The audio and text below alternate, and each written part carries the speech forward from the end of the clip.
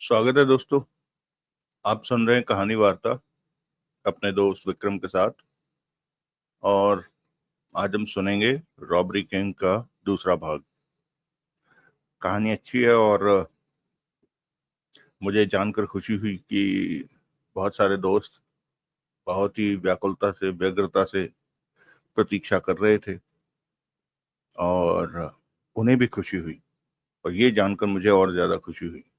तो चलिए खुशी खुशी में ही इस खुशी को और आगे बढ़ाते हैं ताकि ज्यादा खुश हो सकें।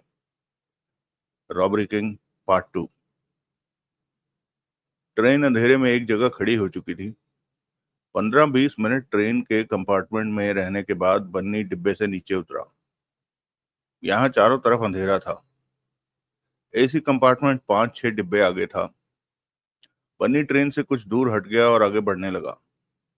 यहाँ 2-3 ट्रेन और भी खड़ी थी। एक पटरी पर तो मालगाड़ी के डिब्बे मौजूद थे। दूर स्टेशन नजर आ रहा था। तभी कुछ दूर की एक पटरी पर धड़ धड़ करती तेज रफ्तार से ट्रेन निकलने लगी। परंतु बन्नी का ध्यान तो बाबू की तरफ था। क्या हो रहा होगा बाबू के साथ? अब तो उन लोगों को बाबू को घेरे काफी देर हो गई है। मामला क्या है? क्या बाबू और उनके बीच का मामला अब तक सुलझ गया होगा? बन्नी आगे बढ़ता रहा और फिर उसे अंधेरे में डूबा एसी कंपार्टमेंट दिखने लगा। बन्नी अंधेरे में ही ठिठक गया। नजर कंपार्टमेंट के बाहर फिरने लगी, लेकिन वहां कोई भी दिखा नहीं। बन्नी ने सोचा वो लोग कंपार्टमेंट के भीतर हो सकते हैं। भीतर घुप अंधेरा था। कुछ पल बन्नी वहीं खड़ा रहा, फिर जेब से मोबाइल निकाला और बाबू का नंबर मिलाने लगा।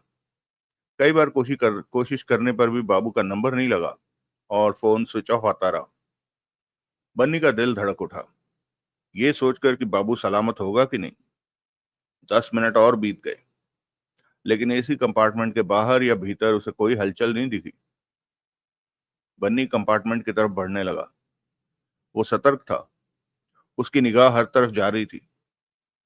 डिब्बे के पास पहुंचकर उसने दाएं बाएं देखा, फिर सीढ़ियों पर पांव रखता हुआ ऊपर चढ़ा और भीतर प्रवेश कर गया। बन्नी ठिठका। बन्नी जानता था कि डिब्बे में लाइट का मेन स्विच कहां पर होता है। आगे बढ़कर उसने अंधेरे में टटोल कर मेन स्विच ऑन कर दिया और फिर डब्बे के भीतरी हिस्से की तरफ चल पड़ा और लाइटों के बाकी स्विच भी ऑन कर दिए। एकाएक करीब आधा डिब्बा रोशनी से भर उठा।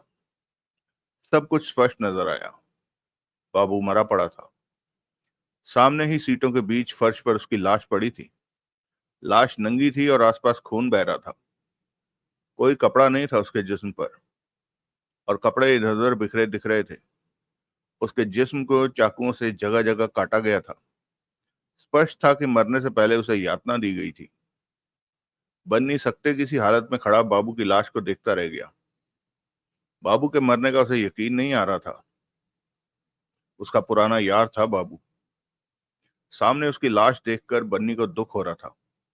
इस बात का भी उसे दुख था कि वो जानता था कि डिब्बे के भीतर बाबू के साथ कुछ हो रहा है, परंतु उसे बचाने नहीं आ सका। परेशानी से भरी लंबी सांस ली बन्नी ने और नजरें आसपास घूमने लगी। कई जगह खून के छींटे दिखे उसे। एकाएक बन्नी को बाबू के आखिरी शब्द याद आ गए, अगर उसे कुछ हो जाए तो उसके जूते जुराबे देखना। बन्नी की निगाह वहां बिखरे कपड़ों बाबू के कपड़ों पर गई। ये बात उसे फौरन समझ में आ गई कि बाबू को मारने वाले लोगों को किसी चीज की तलाश थी। तभी तो उन्होंने बाबू का एक एक कपड़ा उतारकर उसकी तलाशी ली। बन्नी आगे बढ़ा और बाबू के कपड़ों की तलाशी पुनः लेने लगा। वो नहीं जानता था कि उन लोगों को अपने काम की चीज मिली थी या नहीं। बन्नी को कपड़ों में से कुछ नहीं मिला।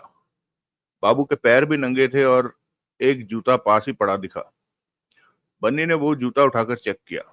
वो भीतर से खाली था। बन्नी दूसरा जूता तलाश करने लगा, जो कि उसे 5 मिनट बाद एक सीट के नीचे मिला। पास ही एक जुराब भी मिली जो कि गोलमोल हुई पड़ी थी। जल्दी से जुराब उतारते वक्त इकट्ठी हो गई होगी। दूसरा जूता भी खाली था। बन्नी ने जुराब एक तरफ उछाल दी, जो कि शीशे की खिड़की से जा लगी और टक की तीव्र आवाज हो रही। बन्नी चौंका। कोई ठोस चीज शीशे से टकराई थी।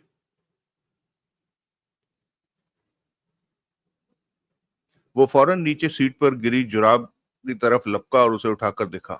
उसे दबाया। भीतर कोई चीज महसूस हुई। बन्नी फौरन गोल हो चुकी जुराब को तेजी से खोलने लगा। जुराब खोलकर भीतर हाथ डाला तो उंगलियों से ठोस और ठंडी चीज टकराई।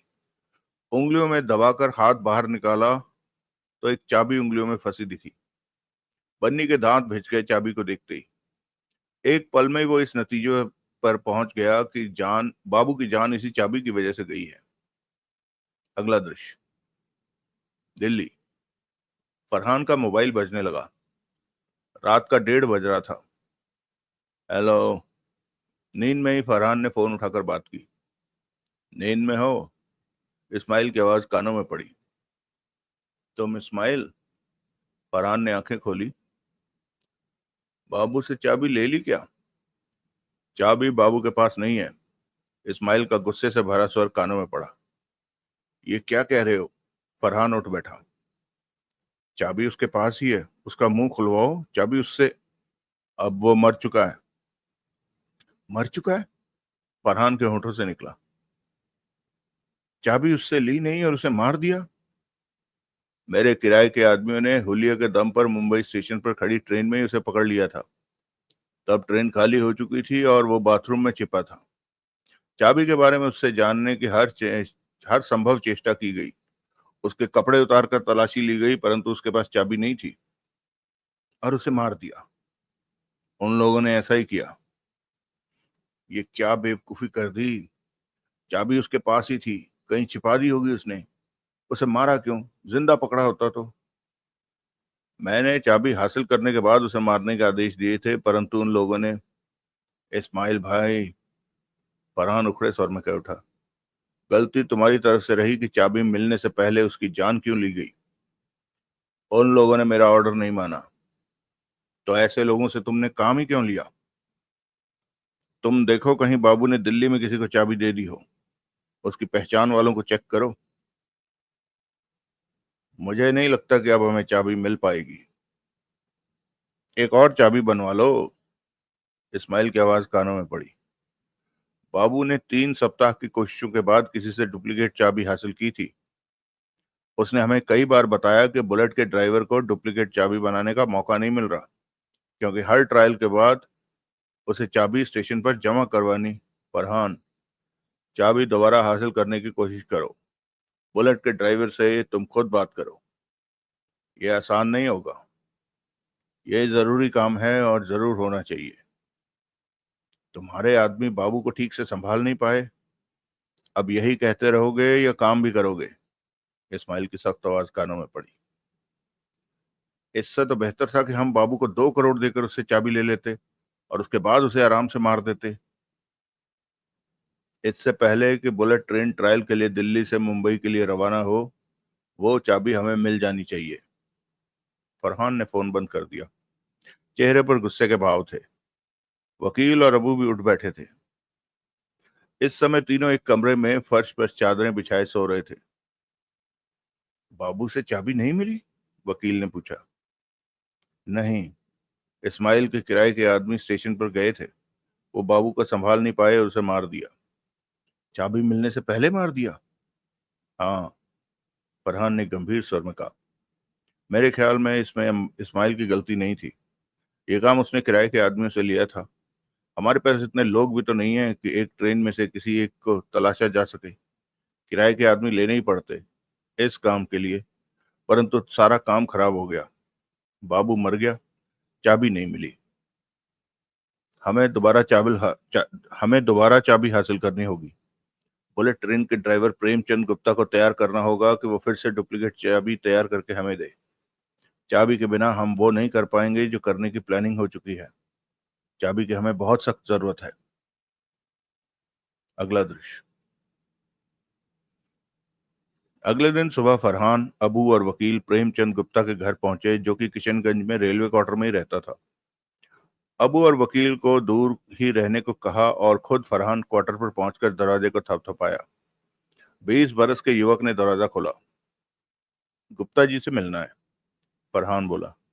प्रेमचंद गुप्ता जी से। 1 मिनट, कहकर युवक भीतर चला गया। फौरन ही प्रेमचंद गुप्ता भीतर से आया और फरहान को देखकर बोला, कहिए। मैं बाबू का दोस्त हूँ। बाबू? प्रेमचंद गुप्ता चौंका। कल सुबह इस वक्त आपने उसे बुलेट ट्रेन की डुप्लीकेट चाबी बनवा कर दी थी। प्रेमचंद गुप्ता फरहान को घूरने लगा, फिर बोला, मैं किसी बाबू को नहीं जानता। बाबू की एक्सीडेंट में मौत हो गई है और वो मेरे लिए ही आपसे चाबी लेने गया था, फरहान ने शांत स्वर में कहा। एक्सीडेंट में वो चाबी कहीं मिल नहीं रही, इसलिए वो दोबारा आपको देनी होगी। पहले जितना पैसा ही आपको मिलेगा। अब ये संभव नहीं है। क्यों? बुलेट ट्रेन के जो छोटे छोटे ट्रायल हो रहे थे वो खत्म हो गए हैं। अब शायद छोटे ट्रायल ना हो और एक आखिरी ट्रायल मुंबई तक का ही होना है। वो पता नहीं कब होगा। चाबी स्टेशन में जमा हो चुकी है ही और वो अगले ट्रायल पर ही वक्त से 1 घंटा पहले मुझे मिलती है। अब मुझे ऐसा मौका नहीं मिलेगा कि बुलेट की चाबी को स्टेशन से बाहर ले जाकर डुप्लीकेट बनवा सकूं। ये हमारे लिए बहुत जरूरी है। तुम लोग करना क्या चाहते हो उस चाबी से? हम रकम को डबल कर सकते हैं। बोलो। सच में? ये काम अब नहीं होगा। 10 लाख कैसा रहेगा? फरहान ने कहा। जो काम अब हो ही नहीं सकता उसके बारे में बात करना बेकार है, प्रेमचंद गुप्ता ने सिर हिलाकर कहा। मैं तुम्हें मुंह मांगी रकम भी दे सकता हूं। अब मैं ये काम नहीं कर सकूंगा। अब वो चाबी तभी मेरे हाथ आएगी जब ट्रायल होगा। मैं फिर कहता हूं कि छोटे छोटे ट्रायल खत्म हो चुके हैं। लंबा और आखिरी एक ही ट्रायल बचा है, मुंबई का। उसके बाद बुलेट ट्रेन पब्लिक के लिए चालू करा दी जाएगी। तब मैं तुम्हें डुप्लीकेट आसानी से। मुझे चाबी मुंबई ट्रेन ट्रायल से पहले चाहिए।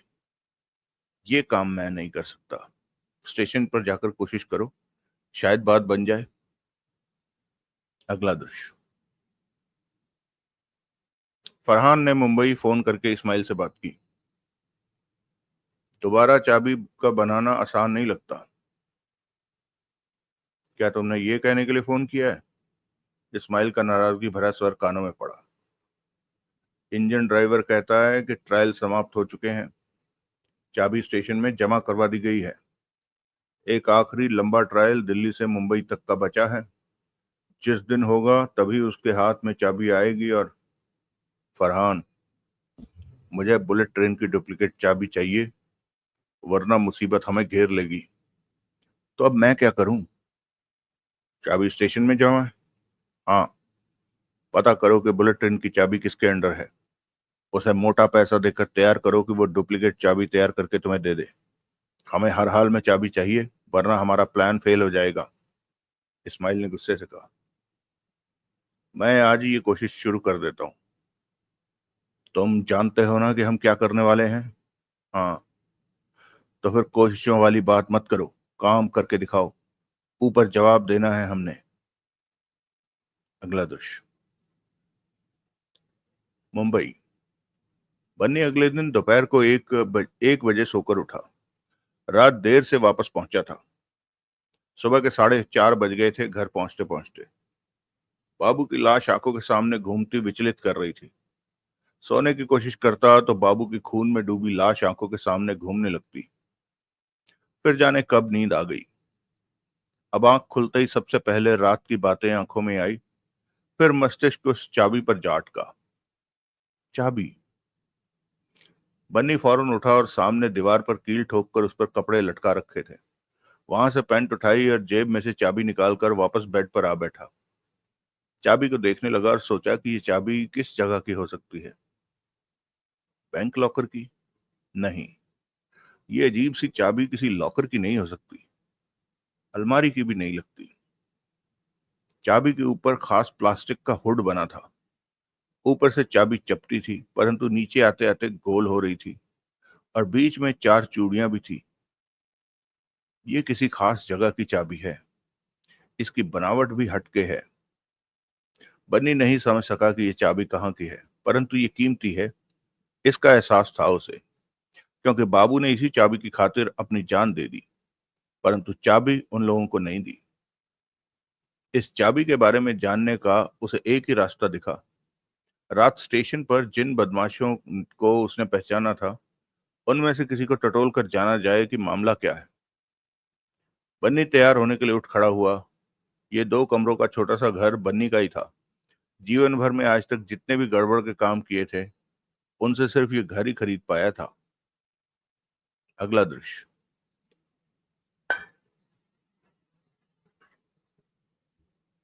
बन्नी एक ठिकाने पर पहुंचा तो दोपहर के 3:30 बज रहे थे। वो 2 मंजिला मकान था, तंग सी गलियों में। रात स्टेशन पर दिखे एक चेहरे को वो अच्छी तरह जानता था। जमशेद नाम था उसका, और पैसे के लिए काम करता था। वो यहीं पर मिलता है, बन्नी इस बात को अच्छी तरह जानता था। गेट पर ही एक आदमी मिल गया उसे। क्या बात है? उसने पूछा। जमशेद भाई से मिलना है। क्यों? कुछ काम है। तभी भीतर से एक आदमी आता कह उठा, जमशेद भाई बोल रहे हैं, काम जल्दी करो। तो अभी चल। फिर वो बन्नी से बोला, भीतर चला जा। बन्नी भीतर की तरफ बढ़ गया। अंदर एक कमरे में जमशेद से मिला। और भी लोग थे वहां, परंतु वो अपने कामों में व्यस्त थे। जमशेद चाय का गिलास थामे अकेला बैठा हुआ था। नमस्कार जमशेद भाई, मैं बन्नी हूँ। बन्नी ने मुस्कुरा कर। बन्नी, तेरे को न देखा न सुना, क्या काम है? काम के लिए ही आया हूँ भाई, बेकार हूँ। क्या किया अब तक? बहुत कुछ। चोरी, छीना झपटी, लूटपाट, झगड़ा, 2 अपहरण भी कर चुका हूँ।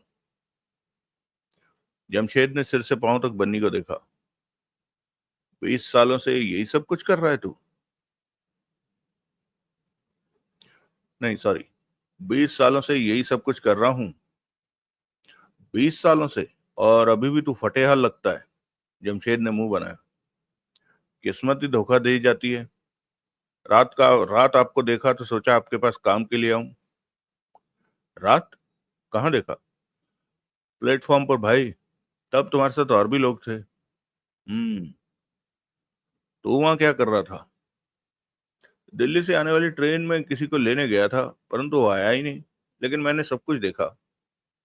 जमशेद ने बन्नी को गहरी निगाहों से देखा। बैठ जा।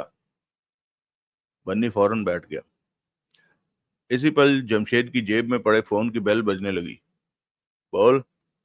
जमशेद ने फोन निकाल कर बात की। तुमने मेरा कहा काम पूरा नहीं किया जमशेद। उधर से इस्माइल की आवाज कानों में पड़ी। तुम्हारी खबर गलत थी। उसके पास चाबी नहीं थी। खबर सही थी। उसने चाबी कहीं पर छिपा दी होगी। तुमने उसकी जान लेने में जल्दी कर दी। वो तो हरामजादा गालियां दे रहा था। गालियां न देता तो उसे जिंदा तुम्हारे हवाले कर देता। तुमने मेरा बहुत नुकसान कर दिया उसकी जान लेकर। वो बात अब रात को ही खत्म हो गई थी। 2 लाख तुमने मुझे दिया था। 1 लाख लड़कों का खर्चा काटकर बाकी का 1 लाख तुम्हें मिल जाएगा। किसी को भेज दो, वो लाख मुझसे ले जाएगा। जमशेद ने कहा। पैसा तुम ही रखो। मुझे पैसे की परवाह नहीं है। मुझे अपना काम पूरा चाहिए। तुमने निराश किया मुझे। हर बार काम पूरा नहीं होता, कभी गड़बड़ भी हो जाती है। तुम उसे मेरे हवाले जिंदा करते तो मैं उससे चाबी वसूल कर लेता। बोला तो वो गालियां दे रहा था मुझे। जमशेद उखड़ा। वैसे वो चाबी है क्या जो उसके लिए इतना तड़प रहे हो? उधर से फोन बंद कर दिया गया। साला। जमशेद बड़बड़ाया और मोबाइल पास ही की खाली कुर्सी पर रख दिया। बन्नी ने सब कुछ सुना था। चाबी की ही बात हो रही थी, जो कि अभी भी, इस वक्त भी उसकी जेब में थी। बन्नी कुछ कहने लगा कि तभी एक आदमी ने भीतर प्रवेश करते जमशेद से कहा, हीरालाल का फोन आया है, वो तुमसे बात करना चाहता है। साले ने मेरे मोबाइल पर फोन क्यों नहीं किया? जमशेद उठता हुआ बोला। पता नहीं, लेकिन वो बहुत परेशान लग रहा है। जमशेद उस आदमी के साथ ही कमरे से बाहर निकल गया। दूसरे कमरे से कुछ आवाजें उठ रही थी। बन्नी की निगाह सामने कुर्सी पर पड़े जमशेद के मोबाइल पर जा अटकी। अगले ही पल बन्नी ने हिम्मत से काम लिया और बिना वक्त गवाए उठा और जमशेद का फोन उठाकर ये चेक करने लगा कि अभी अभी उसे जो फोन आया था वो किस नंबर से आया था। उसने जल्दी ही फोन में से पहला नंबर निकाला। स्क्रीन पर अब वो नंबर नजर आने लगा था जिस पर से जमशेद को कॉल आई थी। बन्नी ने वो नंबर मन ही मन दोहराया, फिर फोन को वापस कुर्सी पर रखकर अपनी जगह पर आ बैठा। बन्नी खुश था कि काम हो गया है। उस चाबी के पीछे जो इंसान था उसका फोन नंबर इत्तेफाक से ही आसानी से उसे मिल गया। उसी इंसान ने जमशेद को रात काम पर लगाया था कि वो बाबू से चाबू वसूले। रात बाबू की हत्या जमशेद ने ही की थी। बाबू उसका दोस्त था जिसे कि मार दिया गया था, परंतु उसके मन में बाबू की मौत का बदला लेने जैसी कोई बात नहीं थी। वो तो चाबी के बारे में सोच रहा था जिसका सौदा कर सकता था, जिससे वो मोटे मोटे नोट कमा सकता था। परंतु कितनी दौलत मिलेगी, ऐसा अंदाजा उसे नहीं था। ये तो इस पर निर्भर करता था कि चाबी है किस चीज की और जरूरतमंद को उस चाबी की किस हद तक जरूरत थी। बन्नी अपनी ही उधेड़बुन में लगा रहा। कुछ ही देर बाद जमशेद लौट आया। साथ में दो आदमी भी थे। जमशेद इस वक्त अपनी ही किसी परेशानी में उलझा दिख रहा था। आते ही वो बन्नी से बोला, तुम फिर कभी आना, इस वक्त मैं व्यस्त हूं। बन्नी सिर हिलाकर उठा और बाहर निकल आया। वो तो खुद यहां से चल देना चाहता था, क्योंकि उसका काम तो हो चुका था। जमशेद के मोबाइल से याद किया नंबर उसके मस्तिष्क में घूम रहा था, परंतु एकदम अभी उस नंबर पर फोन करना ठीक नहीं था। बात जमशेद तक पहुंचती तो वो समझ सकता था कि फोन करने वाला वही हो सकता है। उसने मोबाइल से नंबर लिया होगा। बन्नी ने कुछ घंटों बाद फोन करने की सोची।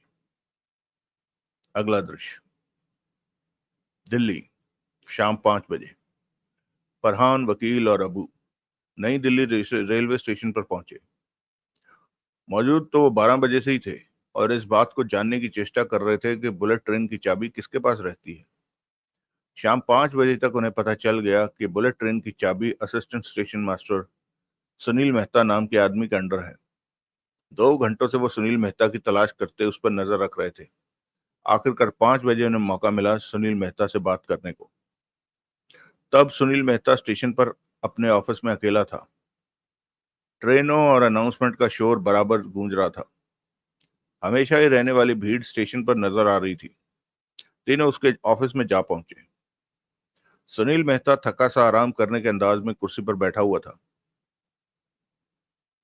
तुम काफी ज्यादा व्यस्त रहते हो, फरहान मुस्कुराकर बोला। सुनील मेहता ने प्रश्न भरी निगाहों से उसे देखा। हम 2-3 घंटों से तुम्हें देख रहे हैं कि तुमसे बात कर सके, परंतु तुम फुर्सत में ही नहीं दिखे। कौन है आप लोग? मैं आपकी क्या सेवा कर सकता हूँ? सुनील मेहता ने कहा। फरहान कुर्सी पर बैठता कह उठा, हिंदुस्तान की पहली बुलेट ट्रेन की मुबारकबाद देना चाहता हूँ कि उसका फाइनल ट्रायल हो रहा है। उस ट्रेन के लिए दिल्ली से मुंबई तक की नई पटरी बिछाई गई है, जो कि दिल्ली मुंबई का 7.5-8 घंटों का सफर पूरा कर लेगी। 7.5-8 घंटों में सफर पूरा कर लेगी। आने वाले वक्त में बुलेट ट्रेन 6 घंटों में सफर पूरा किया करेगी। सच में हमारा देश बहुत तरक्की कर रहा है। वकील और अबू पास ही खड़े थे। सुनील मेहता ने अजीब सी नजरों से फरहान को देखा और कह उठा, शुक्रिया। आजकल हर तरफ बुलेट ट्रेन की ही चर्चा है। सुनील मेहता ने सिर हिलाया। सुना है कि पहली ट्रेन के सफल रहने पर दो और बुलेट ट्रेन का ऑर्डर दिया जाएगा जापान को, और उसके आने तक बुलेट ट्रेन के लिए अन्य रूटों पर पटरियां बिछा ली जाएंगी। काफी जानकारी है आपके पास। सुनील मेहता मुस्कुराया। जी, फरहान ने शांति से सिर हिलाया। इसी सिलसिले में मुझे आपसे एक छोटा सा काम है। हुक्म कीजिए। पता चला है कि बुलेट ट्रेन की चाबी आपके पास ही रहती है। इंजन ड्राइवर प्रेमचंद गुप्ता आपको ही चाबी देता है। सुनील मेहता की आंखें सिकुड़ी। आप तो डिपार्टमेंट के भीतर की जानकारी भी रखते हैं, हैरानी है। वो बोला, एक मामूली सा काम करके तुम 10 लाख कमा सकते हो सुनील मेहता साहब। सुनील मेहता की आंखें सिकुड़ी। वो तुरंत सीधा होकर बैठ गया। क्या कहना चाहते हैं आप? 10 लाख कमाना पसंद करेंगे आप? किस तरह? बुलेट ट्रेन की डुप्लीकेट चाबी बनाकर हमें दे दो। हाँ कीजिए, मैं अभी 10 लाख आपको दे देता हूँ। सुनील मेहता फरहान को देखता रह गया। बहुत आसान है 10 लाख कमा लेना। और आप लोग क्या करेंगे चाबी का? मैं रिकॉर्ड के तौर पर चाबी हमेशा अपने पास रखूंगा कि यह हिंदुस्तान की पहली बुलेट ट्रेन की चाबी है। फरहान मुस्कुराया। सुनील मेहता ने अबू और वकील पर नजर मारी। मैं 10 लाख दे जाता हूं और 2-4 दिन बाद आकर चाबी ले जाऊंगा। सुनील मेहता फरहान को देखे जा रहा था। वैसे दिल्ली से मुंबई के बीच फाइनल ट्रायल कब होने वाला है? फरहान ने पूछा। मालूम नहीं। इतनी बड़ी बात आपको नहीं मालूम? ये कैसे हो सकता है? ये बातें मंत्री लोग तय करते हैं, बड़े ऑफिसर तय करते हैं, और ये बात अभी तय नहीं हुई है। मैं आपको 10 लाख दे देता, मेहरबानी करके। सुनील मेहता कह उठा। आप लोग चले जाइए यहां से। क्या मतलब? दोबारा कभी बुलेट ट्रेन की डुप्लीकेट चाबी के लिए मेरे पास मत आइएगा, वरना पुलिस में दे दूंगा। सुनील मेहता फरहान को सख्त नजरों से देखता कह उठा। निकल जाइए यहां से। ये आप क्या कह रहे हैं? फरहान हैरानी से कह उठा। सुन लिया है आपने कि आप 10 लाख कमाने का मौका हाथ से गंवा रहे हैं? 10 लाख बहुत बड़ी रकम होती है, और बदले में मामूली सा काम है। जल्दीबाजी मत कीजिए। 10 लाख से आपके कई काम हो सकते हैं। आपको तो फौरन हाँ कर देनी चाहिए कि। सुनील मेहता कुर्सी छोड़कर उठा और कठोर स्वर में बोला। अगर आप लोग फौरन यहां से नहीं निकले तो मैं पुलिस। उसी पल फरहान के हाथ में रिवॉल्वर दिखने लगी। सुनील मेहता के शब्द मुंह में ही रह गए। बैठ जाओ। सुनील मेहता घबराया सा बैठ गया। मैंने तुमसे कहा है कि तुम बुलेट ट्रेन की डुप्लीकेट चाबी बनवा कर दे दो, परंतु तुम पुलिस की धमकी देने लगे, जबकि इस मामूली से काम के मैं तुम्हें 10 लाख रुपए दे रहा हूं। ये सौदा फायदे का है। रिवॉल्वर से डरो मत। लो, मैं इसे वापस जेब में रख लेता हूँ। फरहान ने रिवॉल्वर वापस जेब में रख ली। तुम्हें तो मेरा शुक्रगुजार होना चाहिए कि मैं तुम्हें मामूली से काम के 10 लाख दे रहा हूँ। मैं तो इस काम के लिए बहुत खुशी खुशी तुम्हारे पास आया था कि काम हो जाएगा और मेरा एक नया दोस्त भी बन जाएगा, परंतु तुम तो मुझसे दुश्मनों जैसा बर्ताव कर रहे हो। ये अच्छी बात तो नहीं है। सुनील मेहता ने सूखे होंठों पर जीभ फेरी। मैं ये काम नहीं करूंगा, उसने हिम्मत करके कहा। क्यों? ये ड्यूटी के खिलाफ है। वो चाबी सरकारी अमानत है। मैं ऐसा नहीं कर सकता। फरहान के चेहरे पर खतरनाक भाव उभरे। और गोली खा सकते हो? गुर्रा उठा फरहान। सुनील मेहता का चेहरा फक पड़ गया था। अगर तुमने 4 दिन के भीतर मुझे चाबी बनाकर नहीं दी तो मैं तुम्हें गोली मार। उसी पल सुनील मेहता घबरा कर फरहान पर झपट पड़ा। बीच में पड़ी टेबल का भी उसे ध्यान नहीं रहा। ऑफिस का दरवाजा खुला था और सामने प्लेटफॉर्म दिखाई दे रहा था। फरहान ने उसी पल सुनील मेहता के सिर के बाल मुट्ठी में जकड़े और उसे पीछे धकेला। सुनील मेहता वापस कुर्सी से जा टकराया और नीचे जा गिरा। इससे पहले कि वो सम, इससे पहले कि वो संभलता, अबू और वकील ने जाकर उसे थाम लिया, संभाला और दाएं बाएं से पकड़ लिया। तब तक फरहान चेहरे पर दरिंदगी समेटे रिवॉल्वर निकाल चुका था और दूसरी जेब से साइलेंसर निकालकर रिवॉल्वर की नाल पर चढ़ाने लगा। इसी बीच उसकी खतरनाक निगाह सुनील मेहता पर ही थी। सुनील मेहता का चेहरा डर से फक हो चुका था। तुम हमारे काम के आदमी नहीं निकले। फरहान नाल पर साइलेंसर चढ़ाता मध्यम स्वर में कह उठा। मैं तुम्हें डुप्लीकेट चाबी बनवा दूंगा। वो घबराए स्वर में कह उठा। हमारा रिश्ता खत्म। तुम तो देशभक्तों जैसे हो। 10 लाख लेना भी पसंद नहीं किया। मैं लूंगा लूंगा, परंतु अब तुम्हारा विश्वास नहीं रहा। तुमने हमारे चेहरे देख लिए हैं, हमारे बारे में पुलिस को। नहीं नहीं, मैं ऐसा नहीं करूंगा। अब मुझे तुमसे काम करवाना पसंद नहीं। तुम जैसी आदतों वाला कभी भी दगाबाजी कर सकता है। कसम से मैं।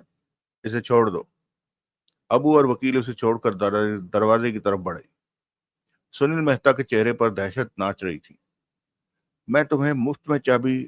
तभी पिट पिट की 2 बार आवाज उभरी। सुनील मेहता की छाती पर 2 सुर्ख धब्बे उभरे और वो उछलकर पीछे जा गिरा। फरहान कुर्सी छोड़कर उठा। साइलेंसर लगी रिवॉल्वर को पेट में फंसाकर ऊपर कमीज कर ली और पलटकर बाहर निकलता चला गया। अबू और वकील तो पहले ही बाहर जा चुके थे। अगला दृश्य। फरहान ने इस्माइल को मुंबई फोन किया। हाँ। इस्माइल की आवाज कानों में पड़ी। काम नहीं बना। बुलेट ट्रेन की चाबी असिस्टेंट स्टेशन मास्टर के पास थी, परंतु वो डुप्लीकेट चाबी बनाकर देने के लिए नहीं माना। तुम मुझे हमेशा ऐसी घटिया खबरें क्यों देते हो? इस्माइल का गुस्से से भरा स्वर कानों में पड़ा। मैंने उसे शूट कर दिया। ये कौन सा बड़ा काम कर दिया? हमें चाबी चाहिए, वरना हसन साहब हमारा बुरा हाल कर देंगे। असिस्टेंट असिस्टेंट स्टेशन मास्टर की पोस्ट ऐसी है कि ज्यादा देर खाली नहीं रहेगी। 1-2 दिन में उसकी जगह कोई और संभाल लेगा। हो सकता है वह नया आया इंसान हमारी बात मान ले। फरहान शांत स्वर में बोला। बुलेट का ट्रायल कब होने वाला है? अभी तारीख तय नहीं है। तुमने उसे रकम देने को बोला था? 10 लाख बोला था, परंतु वो देशभक्तों जैसी बात कर रहा था। 10 का 20 लाख कर दो, परंतु चाबी हमें जल्द से जल्द चाहिए। ये काम जल्दी करो फरहान। अपनी तरफ से मैं कोई कसर नहीं छोड़ रहा। अगर बाबू को मारा ना जाता तो तुम चाबी उससे पा चुके होते। उसे मारना उसकी गलती थी, जिसे मैंने किराए पर लिया था। तब बाबू उसे गालियां दे रहा था और गुस्से में उसने बाबू को मार दिया। हमारा सारा काम खराब कर दिया उसने। ऐसे कच्चे लोगों से काम मत लिया करो। तुम जल्दी से चाबी। फरहान ने फौरन फोन बंद कर दिया। अगला दृश्य। मुंबई, रात 10 बजे। बन्नी ने 2 पैग लगा रखे थे और तीसरा पैग लगाने के बाद पास ही के होटल पर जाकर खाना खाने का उसने सोच रखा था, परंतु अब उस नंबर पर फोन कर लेना चाहता था जो उसने जमशेद के फोन में देखा था। मनी मन उस नंबर को दोहराया और सामने रखा मोबाइल उठाकर नंबर मिलाने लगा। नंबर मिलाकर फोन कान से लगाया तो दूसरी तरफ बेल बजती सुनी। सामने रखे गिलास को उठाकर थोड़ी सी बची विस्की गले में उतारकर गिलास वापस टेबल पर रखा। हेलो। तभी उसके कानों में इस्माइल की आवाज पड़ी। नाम क्या है तुम्हारा? बन्नी कह उठा। कौन हो तुम? मैं वो हूं जो ये जानता है कि जमशेद को भेजकर कल रात तुमने स्टेशन पर बाबू की हत्या करवाई। मैं वो हूं जो ये जानता है कि तुम्हें चाबी की जरूरत है और उसके बिना तुम तड़प रहे हो। मैं वो हूं जो तुम्हें चाबी हासिल करवा सकता है। तुम तुम्हें पता है चाबी कहाँ है? इस्माइल का तेज स्वर कानों में पड़ा। सच बता दूं? हाँ। चाबी इस वक्त मेरी जेब में पड़ी है। जवाब में इस्माइल की गहरी सांस लेने की आवाज आई। चाबी तुम्हारे पास है? हाँ। बन्नी ने शांत भाव में सिर हिलाया। तुम जानते हो वो किस चीज की चाबी है? नहीं जानता। तुम्हें कहां से मिली वो? बेकार के सवाल मत करो। तुम्हें मेरे बारे में कैसे पता चला? मुझे तुम्हारे बारे में कुछ नहीं पता कि तुम कौन हो, परंतु तुम्हारा मोबाइल नंबर मैंने ढूंढ निकाला। कैसे?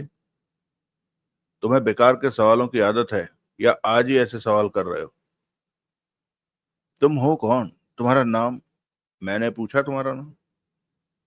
नहीं, क्योंकि मैं समझदार हूं। मुझे सिर्फ इतना याद है कि चाबी मेरे पास है और तुम्हें उसकी जरूरत है।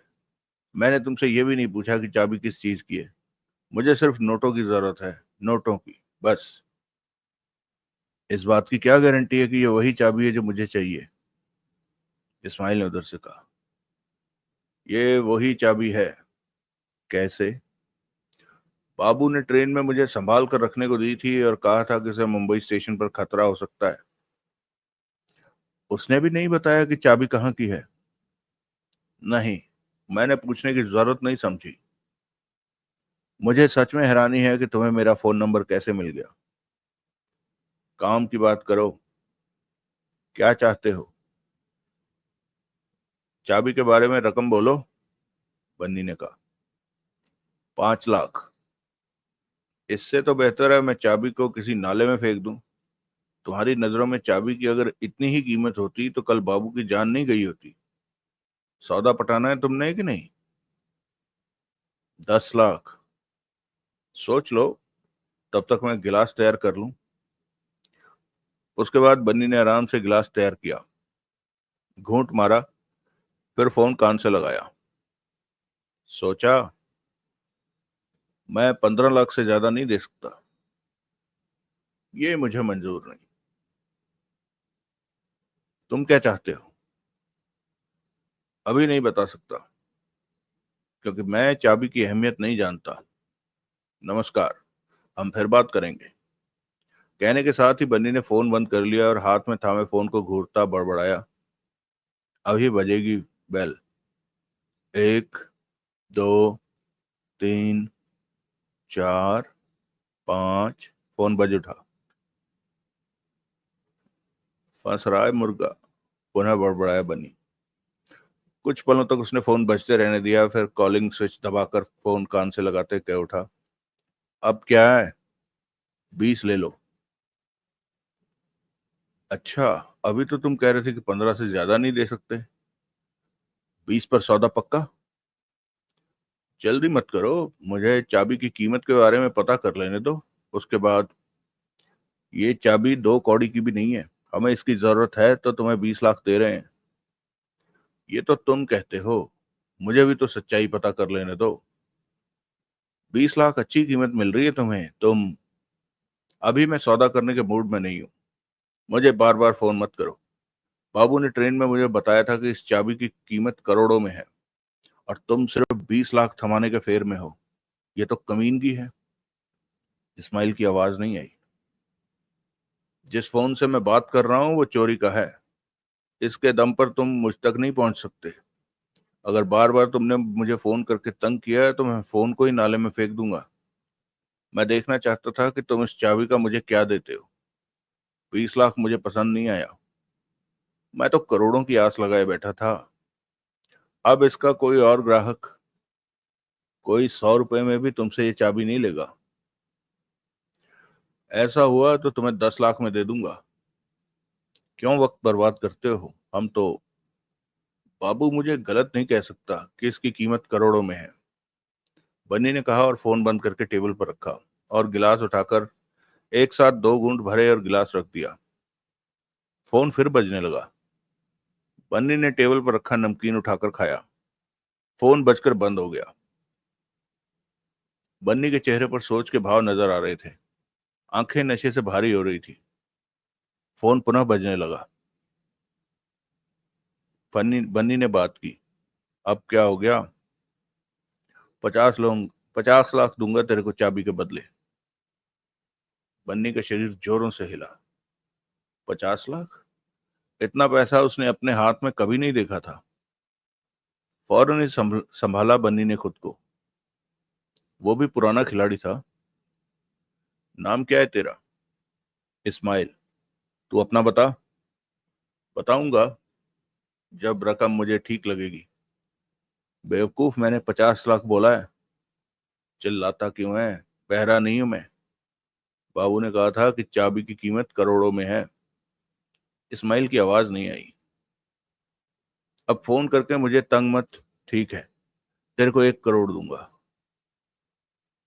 मैं पिए बंदे से बात नहीं करता, जब तू होश में हो तब बात। मैं होश में हूं, शराब नहीं पीता मैं। नहीं पीता? नहीं। तो फिर क्या करता है अगर शराब नहीं पीता?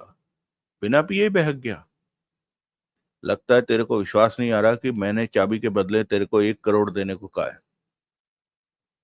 तू मुझे पागल लगता है। मेरे कहने का मतलब था कि 1 करोड़ नहीं, करोड़ों में चाबी की कीमत है, और करोड़ों का मतलब 1 करोड़ ही होता है। तेरे हिसाब से होता होगा। मैं इसका ग्राहक तलाश करूंगा, वो मुझे करोड़ों देगा। 100 रुपए भी नहीं देगा कोई। तू क्यों परेशान हो रहा है? इसलिए कि खास वक्त के बाद इस चाबी की हमें भी जरूरत नहीं रहेगी। यही वक्त है। 1 करोड़ कमा ले और मजे कर, नहीं तो जिंदगी भर पछताता रहेगा कि सौदा क्यों नहीं किया। बन्नी के चेहरे पर सोच के भाव उभरे। 1 करोड़ उसके लिए छोटी रकम नहीं थी, परंतु जो आनंद फानन में 1 करोड़ देने को तैयार था, वो 2 करोड़ भी दे सकता था। बन्नी सिर्फ यही बात सोच रहा था। वो जल्दी नहीं करना चाहता था, परंतु नहीं चाहता था कि इतनी देर हो जाए कि कुछ ना मिले। चाबी है किस चीज की? तुझे इससे क्या, तू अपने नोट गिन। सीधी तरह जवाब दे। बन्नी ने गिलास उठाकर घूंट भरा। इस्माइल की तरफ से खामोशी रही, फिर आवाज आई। दिल्ली मुंबई के बीच बुलेट ट्रेन चलने वाली है, सुना होगा। सुना है, परंतु हमारी बातों के बीच बुलेट ट्रेन कहां से आ गई? ये उसी बुलेट ट्रेन की डुप्लीकेट चाबी है। बकवास। बुलेट ट्रेन का सिस्टम तो कंप्यूटराइज्ड है। उसका इंजन में चाबी नहीं मांगता, कंप्यूटर से कोड मांगता है और वो दौड़ पड़ती है। बुलेट ट्रेन का मैनुअल सिस्टम भी है, जो चाबी से ही शुरू होता है। कंप्यूटर इंजन को आदेश देकर उसे दौड़ने को कहता है, तो उसके बाद कंप्यूटर से कमांड देकर ही गाड़ी को रोका जा सकता है, उसके दरवाजे खोले जाते हैं। परंतु ऐसे में अगर मैनुअल सिस्टम में चाबी लगा दी जाए तो कंप्यूटर कंट्रोल बंद हो जाता है और फिर हाथों से गाड़ी को कंट्रोल किया जा सकता है। होगा ऐसा सिस्टम? बन्नी ने मुंह बनाया। मुझे क्या, बोलो, 1 करोड़ लेने को तैयार हो? इस्माइल की आवाज कानों में पड़ी उसके। मुझे थोड़ा वक्त दो। अब सोचने को है ही क्या, जो बहुत कुछ है। तुम्हारे पास चाबी होती और मैं 1 करोड़ में दे रहा होता तो तुम भी सोचते कि ये रकम कम है। मुझे कम से कम 2 दिन का वक्त दो सोचने का, फिर तुमसे बात करूंगा। बेवकूफ हो तुम। हो सकता है कल चाबी खरीदने का हमारा मन बदल जाए। बन्नी हिचकिचा सा उठा। कल क्यों मन बदलेगा? किसी से कह रखा है दूसरी डुप्लीकेट चाबी का इंतजाम करने को। अगर चाबी आ गई तो तुम्हारा करोड़ तो गया। तुम चाबी का करोगे क्या? अब तुम बेकार के सवाल कर रहे हो। ठीक है, कल हम चाबी का सौदा कर लेंगे। अभी क्यों नहीं? इतने भी जल्दी मत करो, मैं ज्यादा ही सोचने लगूं। कल 11 के बाद तुम्हें फोन करूंगा। मैं देर से ही सोकर उठता हूँ। तुम पैसे तैयार कर लो रात भर में। मंजूर है? ठीक है। बनी ने फोन बंद कर दिया। बनी ने फोन बंद कर दिया। 1 करोड़ उसके लिए बड़ी रकम थी, जो कि इस वक्त उसे कम लग रही थी। अगला दृश्य। सुबह 9 बजे ही बन्नी का फोन बजने लगा। बजता रहा, बंद हो गया। उसके बाद पुनः बजने लगा। गहरी नींद में सोया बन्नी हिला और जाने क्या बुड़बुड़ाते हुए हाथ बढ़ाकर मोबाइल उठाया और स्विच दबाकर बात की। हेलो, मैं इस्माइल। पहचाना? इस्माइल की आवाज कानों में पड़ी। तुम? मैंने तुमसे कहा था कि 11 के बाद बात करूंगा। बन्नी ने आंखें खोली। अब तो उठ ही गए हो? बन्नी ने आंखें खोली और तकिए से टेक लगाकर बैठता क्या उठा। मैं रात भर तुम्हारे बारे में, चाबी के बारे में, मनोटों के बारे में सोचता रहा। ये तो अच्छी बात है, परंतु मेरी बात तुम्हें पसंद नहीं आएगी। क्या? मैंने तय किया है कि 1 करोड़ लेने से बेहतर है चाबी को मैं किसी नाले में फेंक दूं। बेवकूफ हो तुम। चाबी के बदले 1 करोड़ मिल रहा है, और तुम्हें क्या चाहिए? 1.5 करोड़ में सौदा करो तो बढ़िया, वरना दोबारा फोन मत करना मुझे। रुको रुको, मेरी तो सुनो। 1.5 करोड़ देने को तैयार हो? तुम खामखा ही। बन्नी ने फोन बंद कर दिया। चेहरे पर नींद के भाव थे और मुस्कान भी नाच उठी थी। फोन पर नजर रखे रखे बड़बड़ा उठा। 1, 2, 3, 4, 5, 6। तभी मोबाइल बजने लगा। फंस गया हरामी। बड़बड़ा कर उसने फोन कान से लगाकर बात की। हाँ या ना? 1.5 करोड़ बहुत ज्यादा है।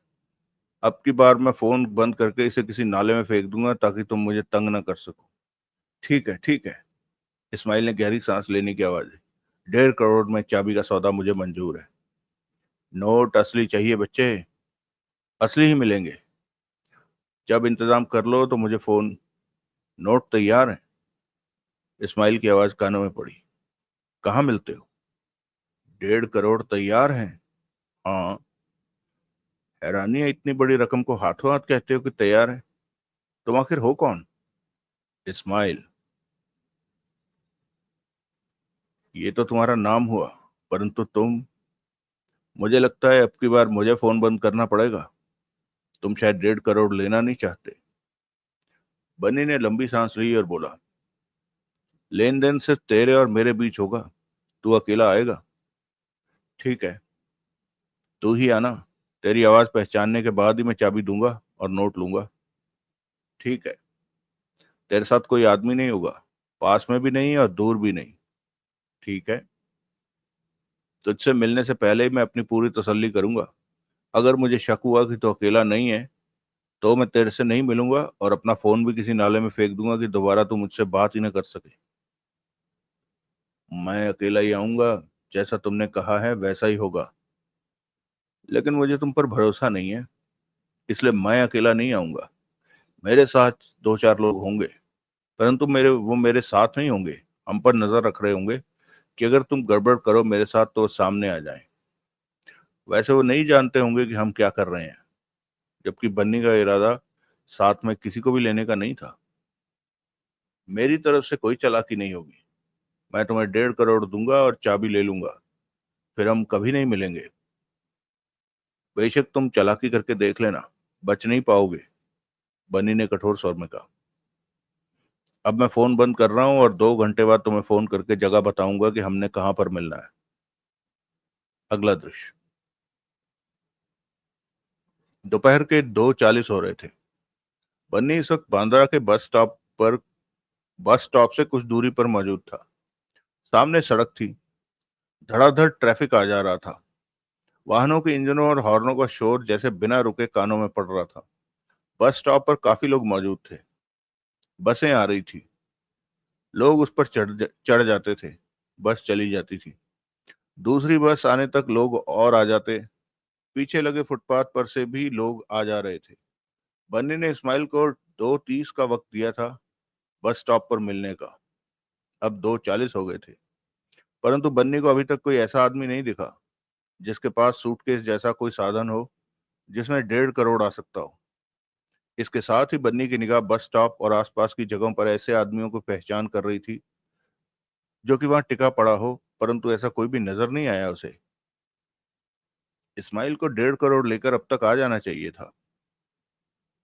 10 मिनट बीते और बीते कि एकाएक बन्नी सतर्क हो उठा। बस स्टॉप पर एक व्यक्ति आ खड़ा हुआ जिसके पास एक बड़ा वाला ब्रीफकेस था। वो 35 बरस का था।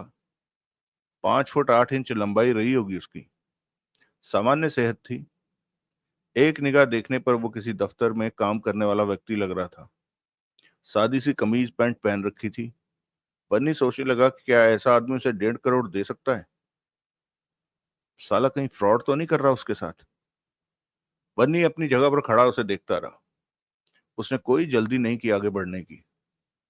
उसकी निगाह आसपास घूम रही थी। पहले एक बस आई, फिर दूसरी आई, परंतु वो बस में नहीं चढ़ा। बन्नी समझ गया कि यही है जिससे उसे मिलना है। बन्नी की निगाह पुनः आसपास हर तरफ घूमी, परंतु ऐसा कोई नहीं दिखा जो संदिग्ध हो। तभी बन्नी ने उसे फोन निकाल कर नंबर मिलाते देखा। बन्नी समझ गया कि वो उसे ही फोन कर रहा है। उसने देखते ही देखते मोबाइल कान से लगा लिया। तभी बन्नी के फोन की बेल बजने लगी। यही है साला। बन्नी मनी मन बड़बड़ाया और मोबाइल निकालकर बात की। आ गए तुम? बन्नी ने शांत स्वर में कहा। 10 मिनट हो गए। मैं तुम्हें देख रहा हूं। तुमसे पहले आ गया था मैं। तुम माने नहीं, अपने आदमी साथ लेकर ही आए। आदमी? नहीं तो? मैं एक को तब से खड़े देख रहा हूं जब तुम आए भी नहीं थे। तुमने उसे पहले भेज। खामखा के शक में मत पड़ो। वो मेरा साथी नहीं है। अकेला आया हूं मैं। मेरे 4 आदमी यहाँ मौजूद हैं, पंगा खड़ा हो सकता है। जबकि तुम्हारे आदमी। मेरा कोई आदमी नहीं है यहाँ। अकेला हूं मैं यहाँ। तुम्हें मेरी बात का भरोसा कर लेना चाहिए। बन्नी बातों के दौरान हर तरफ देख रहा था। अब बन्नी ने बताया उसे कि वो कहाँ पर खड़ा है। उसने इस्माइल की नजर फौरन अपनी तरफ घूमते देखी। तुमने मुझे देख लिया है, बन्नी ने फोन पर कहा। अब फोन बंद करो और मेरी तरफ आना शुरू कर दो। बन्नी ने देखा इस्माइल ने फोन काट कर कान से हटाकर जेब में रखा और ब्रीफकेस थामे उसकी तरफ आने लगा। बन्नी सतर्क हो चुका था। उसने भी फोन जेब में रख लिया था। मिनट भर में इस्माइल उसके पास आ पहुंचा। दोनों ने शांत निगाहों से एक दूसरे को देखा। इस ब्रीफकेस में 1.5 करोड़ नहीं आ सकता, बन्नी ने कहा। हजार हजार के नोटों की 150 गड्डियां इसके अंदर हैं और अभी और 50 आ सकती हैं, इस्माइल ने कहा। असली हैं कि तुम खुद ही छाप कर ले आए हो? बन्नी ने आंखें सिकोड़ कर कहा। नोटों को चेक करा लो। तुम्हारी हैसियत तो ऐसी नहीं दिख रही कि तुम लाख रुपया भी किसी को दे सको, बन्नी बोला। इस्माइल मुस्कुरा पड़ा। तुम हो कौन? कोई भी हूं, तुम्हें क्या? आतंकवादी तो नहीं हो? इस्माइल के चेहरे पर नाराजगी आ ठहरी। बोला, तुम बहुत ज्यादा बकवास कर रहे हो। नाम क्या है तुम्हारा? मेरे नाम से क्या लेना देना तुम्हें? चाबी से मतलब रखो। ये ब्रीफकेस खोल कर दिखाओ। यहीं? हाँ, यहीं। इस्माइल ने ब्रीफकेस को दोनों बाहों में फंसाया, मुंह बन्नी की तरफ कर दिया था। खोलो और देख लो। बन्नी ने फौरन ब्रीफकेस खोला और थोड़ा सा ऊपर उठाया। भीतर हजार हजार के नोटों की गड्डियां ठूसी दिखी। चंद पलों तक बन्नी नोटों की गड्डियों को देखता रहा, फिर ब्रीफकेस बंद करता बोल उठा, बाबू मेरा दोस्त था, तुमने उसे मार दिया। मैंने उसे मारने के लिए नहीं कहा था, इस्माइल ने कहा और ब्रीफकेस टांगों के पास रखा। चाबी दो। बन्नी ने चाबी जेब से चाबी निकाली और इस्माइल को दे दी। इस्माइल ने अजीब सी बनावट वाली चाबी को थाम कर उसे देखने लगा। ये किस चीज की चाबी है, मैं समझ नहीं पाया, बन्नी बोला। तुम्हें समझने की जरूरत भी नहीं है, इस्माइल ने गंभीर स्वर में कहा। नजरें चाबी पर थी। यही है चाबी? बाबू ने मुझे यही चाबी दी थी, लेकिन मैं चाबी को नहीं पहचानता। जिसने चाबी को देखा हुआ है उसे फोन करके पूछना पड़ेगा। ये बात तुमने पहले नहीं कही थी। इससे कोई फर्क नहीं पड़ता, इस्माइल जेब से फोन निकालता कह उठा। मैं अपनी तसल्ली कर लेना चाहता हूँ। बन्नी मनी मन तय कर चुका था कि अब वो 1.5 करोड़ के नोट नहीं छोड़ेगा, बेशक चाबी जैसी भी हो। इस्माइल फरहान का नंबर मिलाने लगा। बन्नी सावधानी से आसपास देख रहा था। तुम सच में अकेले आए हो? बन्नी ने इस्माइल को देखा। हाँ, इस्माइल ने फोन कान से लगाते हुए जवाब दिया। अकेले आने में इस बात का डर नहीं लगा कि मैं थप्पड़ मारकर तुमसे 1.5 करोड़ ले लूंगा और चाबी भी नहीं दूंगा? जवाब में इस्माइल मुस्कुरा कर रह गया। बन्नी समझ गया कि सामने साधारण बंदा नहीं खड़ा है। कहो इस्माइल। तभी इस्माइल के कानों में फरहान का स्वर पड़ा। तुमने वो चाबी देखी है? इस्माइल बोला। क्यों पूछ रहे हो? जवाब दो सिर्फ। नहीं, परंतु बाबू ने देखी थी और मुझे बताया था कि वो कैसी है। मुझे बताओ कि वो चाबी कैसी है। फरहान बताने लगा। इस्माइल सुनने लगा।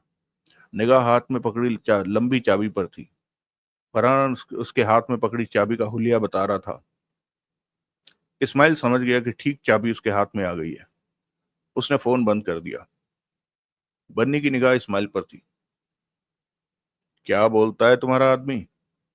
बन्नी ने सतर्क स्वर में पूछा। यही चाबी है जो हमें चाहिए थी, इस्माइल ने गंभीर स्वर में कहा और चाबी जेब में रख ली। जो भी हो, कम से कम ये 1.5 करोड़ तो मैं ले ही जाता, बन्नी कह उठा। जबरदस्ती? इस्माइल ने उसे देखा। हाँ, तुम ऐसा नहीं कर सकते थे। मेरे आदमी यहाँ फैले हुए हैं, वो तुम्हें शूट कर देते, इस्माइल सरल स्वर में बोला। बन्नी इस्माइल को एकटक देखने लगा। होठों से निकला, तुम्हारे आदमी यहाँ? हाँ, हम कभी भी अकेले काम नहीं करते। तुम आखिर हो कौन? ब्रीफकेस लो और चले जाओ। मुझे भूल जाना, मेरा नाम भी याद मत रखना। तुम आतंकवादी हो सकते हैं। अब की बार तुमने कुछ फालतू बोला तो नोटों से हाथ धो बैठोगे। इस्माइल की आवाज में सख्ती आ गई। बन्नी ने सिर को झटका दिया और ब्रीफकेस उठा लिया। फिर कह उठा, तुम या तुम्हारे साथियों में इतना दम नहीं कि तुम मुफ्त में चाबी ले जा सको। मेरे आदमी भी यहाँ हैं, उनके पास रिवॉल्वर हैं। तुम जैसे टट्टुओं से मेरा रोज वास्ता पड़ता है। अब तक 26 कत्ल कर चुका हूँ। पुलिस को मेरी तलाश रहती है। तुम बच्चे हो जो तुमने अपना नाम मुझे बता दिया, परंतु मैंने तुम्हें अपना नाम नहीं बताया, क्योंकि मेरा नाम सुनकर ही तुम चौंक जाते।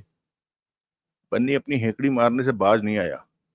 हकीकत में कभी उसने मच्छर की भी हत्या नहीं की थी, किसी को घायल तक नहीं किया था। लूटपाट, चोरी चकारी जैसे छोटे काम करके उसने जिंदगी बिताई थी। उसका बड़ा काम 2 बार अपहरण करना रहा, और वो मामले भी सुख से निपट गए थे। फिरौती मिल गई थी और बंधक बना के रखे दोनों बार व्यक्तियों को आजाद करना पड़ा। इस्माइल ने बन्नी की आंखों में झांका। अपने आदमियों को इशारा करो कि मेरे से नोटों वाला ब्रीफकेस छीन ले, फिर देखो कितनी गोलियां चलती हैं, बन्नी ने कहा। झगड़ा करने का मेरा कोई इरादा नहीं है, इस्माइल बोला।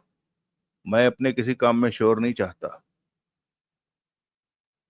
अगर तुम समझदार होते तो मुझे ये बताते ही नहीं कि तुम अपने साथ आदमी लाए हो, क्योंकि हमारा मामला आराम से निपट गया है। तुम्हें चाबी मिल गई और मुझे नोट। पलटो और चले जाओ। बन्नी की आवाज में सख्ती आ गई। इस्माइल पलटा और एक तरफ बढ़ गया। बन्नी ने वहां खड़े रहने की मूर्खता नहीं की और ब्रीफकेस थामे फुटपाथ पर जाती भीड़ में शामिल हो गया।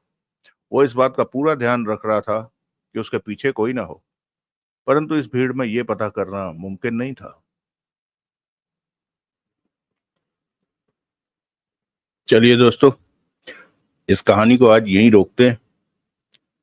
उम्मीद है सुनकर अच्छी लगी होगी कहानी। वैसे ज्यादा इस कहानी की, आज की कहानी जो है, अभी तक इनफैक्ट आज और कल दोनों हिस्से की कहानी जो है, अभी तक इसका बेस ही बन रहा है। तो ये कहानी कितनी बड़ी होगी, मैं सोच के हैरान हूँ। मतलब हमें अभी तक ये तो पता चल गया कि एक टेररिस्ट एक्टिविटी, अरे वो बेवकूफ कितना मूर्ख आदमी है, उनसे सामने सामने कह रहा है उसको, कोई आतंकवादी काम तो नहीं कर रहे तुम। वो उसे अभी ठोक देता गोला।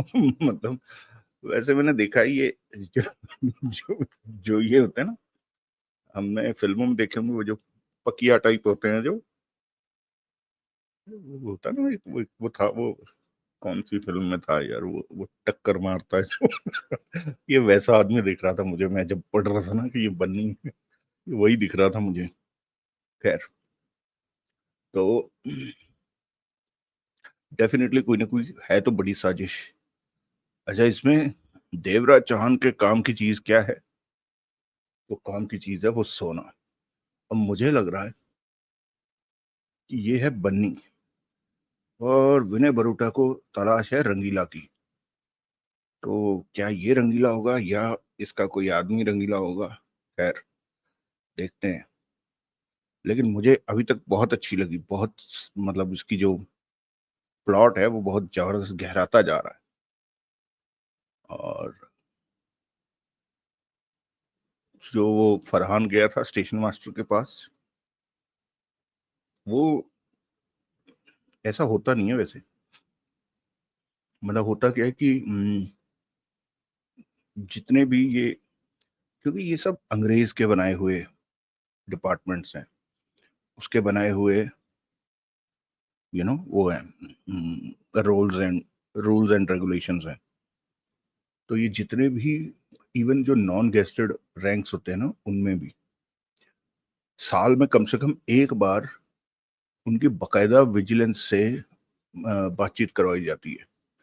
क्योंकि ये पता था, होता ही है कि खासतौर पे जिसमें कहीं भी बड़े लेवल पर पब्लिक को नुकसान हो जाए। अब जैसे मान लो ट्रेन है, तो ट्रेन से संबंधित जितने भी अधिकारी हैं उनको सेंसिटाइज करके रखा जाता है कि कभी कोई हाईजैक सिचुएशन हो जाए, या कोई आपको, आपके ऊपर अननेसेसरी दबाव डाले साइड से। हालांकि ये तो हमें पता है भारत में क्या क्या होता है। खैर, वो मैं मुंह से नहीं कहना चाहूंगा, लेकिन जितना आसानी से यहाँ देशभक्ति दिखा दी है, काश उतनी देशभक्ति होती देश के लोगों में, तो खैर वो एक अलग विषय हो जाएगा। तो लेकिन उनको पता होता है, तो वो इतनी आसानी से ऐसे नहीं अकड़ सकते कि तुम मूर्ख ही होगे कोई, जो उनको पता लग गया जब तुम्हें कि भाई तुमसे कुछ चीज मांग रहे हैं, तुम पहले उन्हें ना कर रहे हो, फिर जब बंदूक देखी फिर तुम्हारी टांगे कांपने लग गई। तो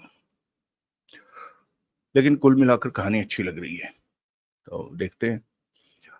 आप में से बहुत से दोस्तों ने लिखा कि आप लोगों को पसंद आई है कहानी, और जैसे मैंने देखा शबीर भाई ने लिखा कि आप thank you for taking up this story. Naveen ji ने भी लिखा था। कृष्णा बहन ने मेरे ख्याल से कल तक तो आतंक का पहाड़ ही खत्म किया था, तो शायद वो आज सुनेंगी। विजय भाई को भी पसंद आई कहानी, अ, लक्ष्मण जी को पसंद आई थी, संतोष जी को भी। अवतार जी ने भी लिखा कि आपने मेरी पसंद की कहानी डाली है। तो धन्यवाद, आप लोगों ने अपने विचार रखे, मुझे अवगत कराया। मुझे खुशी होती है जब मैं पढ़ता हूँ, तो मैंने आपको बताया तो है, तो इस तरह लगता है जैसे आपसे बात हो गई है मेरी, यू नो। अच्छा लगता है, उससे फिर मुझे मतलब ईगर हो जाता हूँ मैं कि मैं फटाफट अगला एपिसोड रिकॉर्ड करूँ। तो चलिए, इसी तरह भाई का सहयोग करते रहिए। अब मेरी पूरी कोशिश रहेगी कि मैं जल्दी से जल्दी आपके पास ये लाता रहूं। मैं जानता हूं कि ये एपिसोड जो है ये शाम का आना था, लेकिन इस बारी ना दोस्तों मेरा थोड़ा सा टाइम टेबल डिस्टर्ब हो चुका है, थोड़ा सा कुछ घर के काम भी होते हैं, आपको पता है, उस चक्कर में। तो ठीक है, मेरी पूरा प्रयास रहेगा कि मैं जितनी जल्दी हो सके इसके सारे भाग आपके पास तक पहुंचा दूं। मिलते हैं फिर अगले भाग में, तब तक के लिए खुश रहें, सुखी रहें, स्वस्थ रहें। जय हिंद, वंदे मातरम।